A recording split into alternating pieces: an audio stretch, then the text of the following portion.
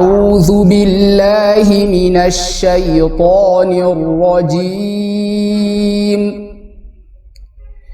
إن هذا القرآن يهدي للتي هي أقوم ويبشر المؤمنين الذين يعملون الصالحات أن لهم أجرا كبيرا وأن الذين لا يؤمنون بالآخرة أعتدنا لهم عذابا أليما.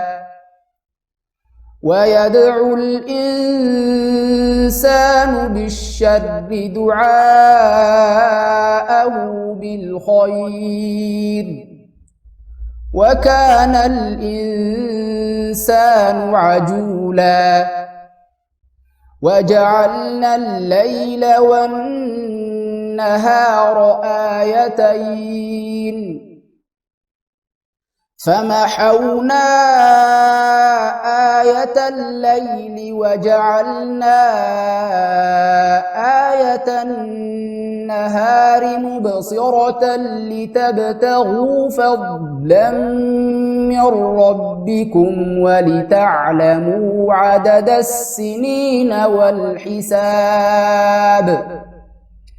وكل شيء فصلناه تفصيلا. وكل إنسان ألزمناه طائره في عنقه ونخرج له يوم القيامة كتابا يلقاه منشورا. اقرأ كتابك كفى بنفسك اليوم عليك حسيبا.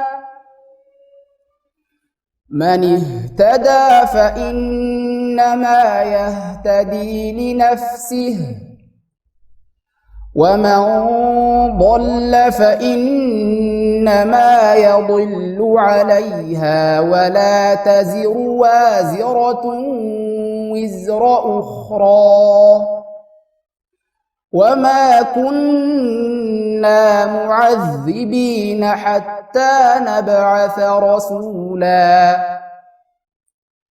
وإذا أردنا أن نهلك قرية أمرنا متر فيها ففسقوا فيها